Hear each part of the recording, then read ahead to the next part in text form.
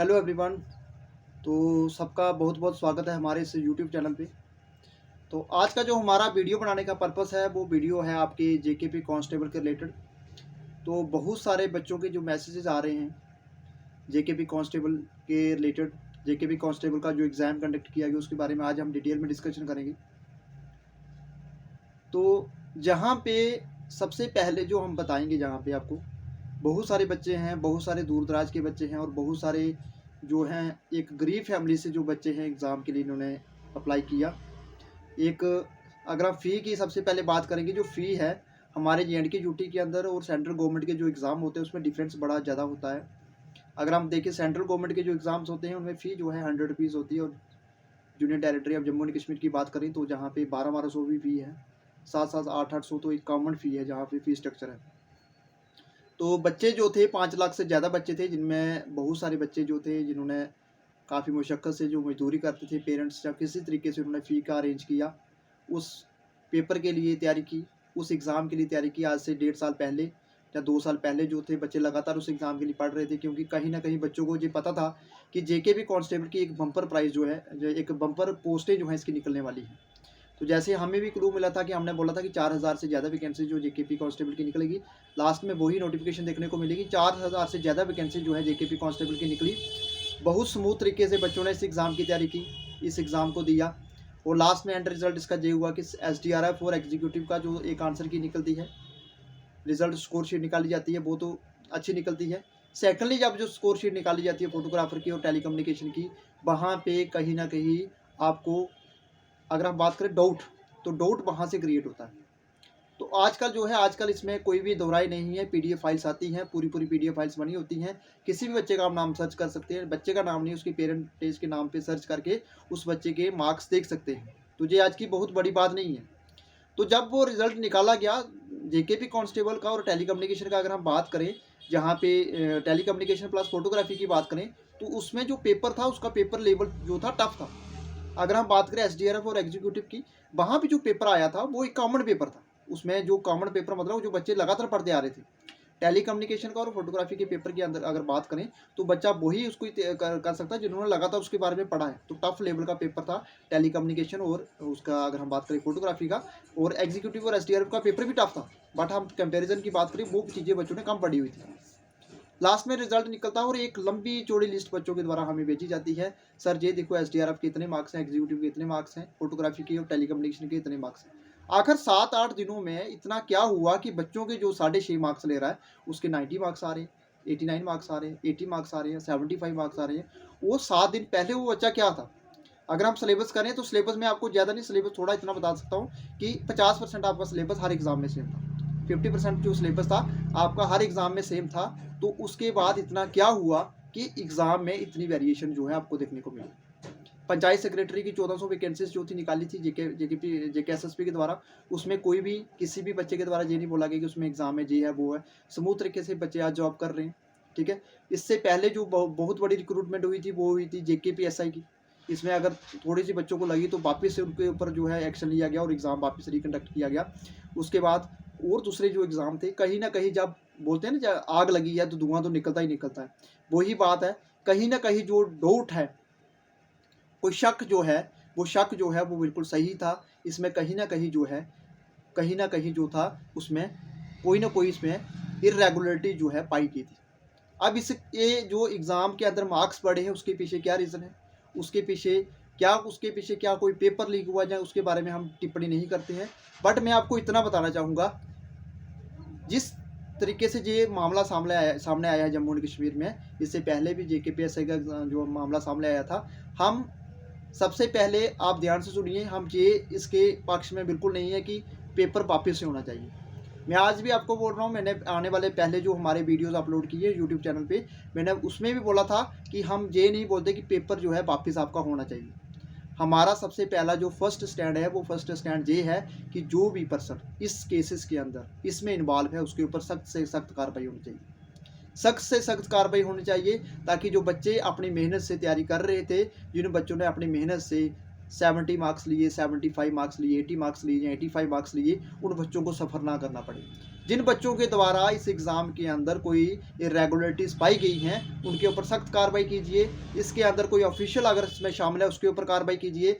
आज जो है, आज अगर हम बच्चों से बात करते हैं जिन बच्चों ने मेहनत करके अच्छे मार्क्स लाए, आज वो अगर पेपर कैंसिल हो जाएगा तो उन बच्चों को कितनी परेशानी होगी, वो बच्चे डिप्रेशन का शिकार हो जाएंगे।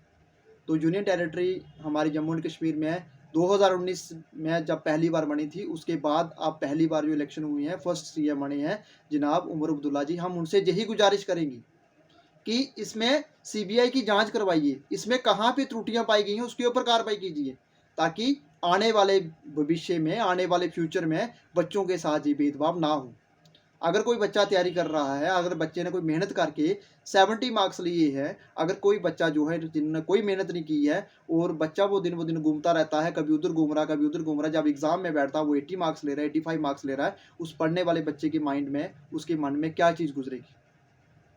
तो अगर इस सिस्टम का शिकार, अगर इस सिस्टम के अंदर कोई बंदा जो है इसमें अपनी जो है इसमें कोई भी प्रॉब्लम क्रिएट करता है, तो पूरे बच्चों को हरास नहीं किया जाना चाहिए। मैं बोलता हूँ कि उन्हीं बच्चों को आप उसके ऊपर एक्शन लीजिए, उन लोगों के ऊपर एक्शन लीजिए जो इन चीज़ों के बीच में शामिल थे। री एग्ज़ाम नहीं होना चाहिए और इनके ऊपर कार्रवाई होनी चाहिए। इस रिक्रूटमेंट प्रोसेस को आगे कंटिन्यू करना चाहिए और जल्दी से जल्दी इसकी कार्रवाई करनी चाहिए। और जितने भी बंदे इसमें इन्वॉल्व हैं, अगर कोई पर्सन जहाँ पे इसमें इन्वॉल्व है, अगर कोई कैंडिडेट जहाँ पे इन्वॉल्व है, कम से कम 5 साल का उसके ऊपर बैन लगाइए, ताकि 5 साल तक वो जेके एसएसपी का कोई भी एग्ज़ाम ना दे सके। जम्मू कश्मीर के अंदर जो भी एग्ज़ाम होते हैं, 5 साल तक वो किसी भी एग्ज़ाम को ना दे सके। और अगर इसमें कोई गवर्नमेंट ऑफिशियल इसमें इन्वॉल्व है, उसको जॉब से जो है डिसमिस करना चाहिए, ताकि इस तरीके की अगर कोई एक मिसाल बन जाए कि फ्यूचर में अगर कोई भी इस तरीके की एक्टिविटी करेगा, उसके साथ यही ही ट्रीटमेंट किया जाएगा।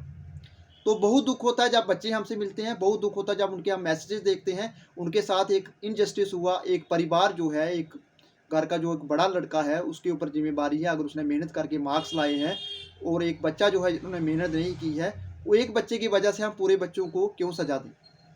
तो जहाँ पे हमारा एडमिनिस्ट्रेशन से यही रिक्वेस्ट है कि आप जल्दी से जल्दी इन लोगों के ऊपर कार्रवाई कीजिए, इन लोगों के ऊपर कार्रवाई कीजिए, ताकि सीबीआई के जो केस है सीबीआई को हैंड ओवर करना चाहिए। जैसे अभी आपको सभी को पता है, जेकेएसएसपी की बात करें तो चेयरमैन साहब जी के द्वारा जो कमेटी का गठन जो है किया गया है, वो कमेटी उसमें जो जांच पड़ताल करेगी इसमें कौन कौन से पर्सन इन्वॉल्व हैं, क्या क्या इसमें चीज़ें हुई हैं, उसके ऊपर डिटेल में एनालिसिस किया जाएगा और उसके बाद जो केस है सीबीआई को हैंड ओवर किया जाएगा और उसके ऊपर सख्त से सख्त कार्रवाई होनी चाहिए। तो पेपर वापस ना हो, जो पर्सन इसमें इन्वॉल्व है उसके ऊपर सख्त से सख्त कार्रवाई हो। और साथ में री एग्ज़ाम के बारे में, जहाँ पे मैं बिल्कुल भी इसके फेवर में नहीं हूँ, और री एग्ज़ाम ना ही करवाना चाहिए। 5 लाख बच्चे हैं, 5 लाख से ज़्यादा, 5,50,000 के करीब जो थे बच्चे इसमें, इसके टोटल अगर फॉर्म की बात करें तो फॉर्म फिलअप किया था, ठीक है। जो दौड़ में बच्चे होते हैं वो 10-15 हज़ार जो बच्चा होता है, या 20,000 या 30,000 बच्चा जो इसकी दौड़ में होता है, या 30,000 या 40,000 लगा लो, जो बच्चों ने अच्छे तरीके से मेहनत की। और अगर कोई बंदा जो है बिना मेहनत किए हुए इतने मार्क्स ला रहा है, उसके ऊपर आप उसका पूरी जांच पड़ताल कीजिए, जड़ों तक जाइए, ताकि इसमें हुआ क्या है, किस तरीके की ये धांधली हुई है एग्ज़ाम के अंदर। सेकेंडली मैं आपको बताना चाहूँगा, इसमें जो है बच्चे जो है काफ़ी डिप्रेशन का शिकार हुए हैं। जिन बच्चों ने तैयारी की थी वो ओबीसी होंगे, और जिन लोगों ने इसमें इन्वॉल्वमेंट थी, जिन लोगों की जहाँ पे इन्वॉल्वमेंट थी, उनके ऊपर कार्रवाई होनी चाहिए। जैसे मैंने आपको बताया था अकाउंट असिस्टेंट का भी एक एग्ज़ाम हुआ था। जैसे अकाउंट असिस्टेंट का एग्ज़ाम हुआ तो उसमें बहुत सारे अगर बच्चे देखे तो बहुत सारे टॉपर बच्चे आपको देखने को मिले। जो लिस्ट हमने जब पहली बार वो निकाली थी, हमें वहाँ पे देखने से लग गया इस एग्ज़ाम के अंदर कुछ ना कुछ हुआ है। तो लास्ट में उसका आपको पता था, उसमें जब निकाला गया, उसका डेटा निकाला गया, जब उसको एनालिसिस किया गया, तो फाइनली उसमें जो था, उसमें कुछ ना कुछ जो है एग्ज़ाम के अंदर जो है एक बहुत तगड़ा जो है स्कैम हुआ था। तो एडमिनिस्ट्रेशन से हमारी रिक्वेस्ट यही है, री एग्ज़ाम नहीं होना चाहिए। जो लोग इसमें एस्पिरेंट शामिल है उसके ऊपर सख्त कार्रवाई होनी चाहिए। जो इसके अंदर गवर्नमेंट ऑफिशियल्स शामिल है उसके ऊपर कार्रवाई होनी चाहिए। और जल्द से जल्द इस मामले को, जो आपने कमेटी का गठन किया है, जल्द से जल्द इसका जो है आउटपुट आए, इसका रिजल्ट क्या आता है, इसके ऊपर जो डिटेल जो इन्फॉर्मेशन है वो कलेक्ट करके जल्द से जल्द, अगर इसमें आपको लगता है कि इसमें बहुत ज़्यादा धांधली हुई है, तो सीबीआई को केस हैंड ओवर करना चाहिए। सीबीआई इस केस की जाँच करे, और जितने भी बंदे हैं, अभी मैं आपको बताना चाहूँगा, चाहे वो एस्पिरेंट्स हैं, चाहे वो गवर्नमेंट ऑफिशियल हैं, सख्त कार्रवाई कीजिए, ताकि फ्यूचर में कोई भी एग्ज़ाम होता है, बच्चों का सबसे पहले इस एग्ज़ाम के ऊपर से बच्चों का सबसे पहले इनका जहाँ से ये ना हो कि इस एग्ज़ाम की अगर हम तैयारी करने जाएँ तो हमारे साथ ये हो जाएगा। बच्चे इसमें श्योर हो कि अगर हम इस एग्ज़ाम में जाएँगे तो हमें डेफ़िनेटली जो अगर हम अच्छी मेहनत करेंगे तो हमें जॉब मिलेगी। ये ना हो कि कोई बच्चा जो है एक एग्ज़ाम की तैयारी कर रहा है और दूसरा बिना पढ़े ही इतने-इतने मार्क्स ले रहा है, तो उसके ऊपर अच्छे तरीके से होना चाहिए और यही लोग जाके आगे जाके सिस्टम में खराबी करते हैं, यही लोग आगे जाके क्या करेंगे, करप्शन करेंगे। तो एट लास्ट मैं वही बोलूँगा जो मैं आपसे पहले फर्स्ट मिनट में बोल रहा था, लास्ट में मैं आपको यही बोल रहा हूँ कि जल्दी से जल्दी इसका जो है एडमिनिस्ट्रेशन से आप रिक्वेस्ट करेंगे, जल्दी से जल्दी इसका जो है रिजल्ट निकाला जाए, जल्दी से जल्दी जो लोग इसमें शामिल है उसके ऊपर कार्रवाई की जाए, री एग्ज़ाम नहीं होना चाहिए और जल्दी से जल्दी जो लोग हैं इसमें शामिल है उसके ऊपर सख्त कार्रवाई कीजिए, ताकि आने वाले फ्यूचर में, आने वाले भविष्य में कोई इस तरीके की घटना के बारे में, इस तरीके के स्कैम के बारे में ना सोचें। और जैसे ही इसकी जो इसके ऊपर त्रुटियां पाई जाती हैं, जो भी लोग शामिल है उसके ऊपर सिर्फ आप एक्शन लीजिए, बाकी वाले बच्चों का जो आगे इनका जो फिजिकल टेस्ट होना है उसको आप कंटिन्यू कर सकते हैं। सो ये था आज का हमारा वीडियो बनाने का पर्पस, उन सभी एस्पिरेंट्स के लिए री एग्ज़ाम के बारे में जो सोच रहे हैं री एग्ज़ाम नहीं होना चाहिए, और जिनका इस सिलेक्शन में नंबर नहीं आया, या इन केस उन्होंने तैयारी नहीं की थी, आप अच्छे से तैयारी कीजिए। अभी जेकेएसएसपी की और भी वैकेंसीज जो आने वाली हैं, आप उस वैकेंसीज के बारे में, उनकी जो वैकेंसीज पोस्ट आएगी उसकी आप तैयारी करते रहिए। ठीक है, तो ये था आज का हमारा वीडियो बनाने का purpose. Thanks for watching this video.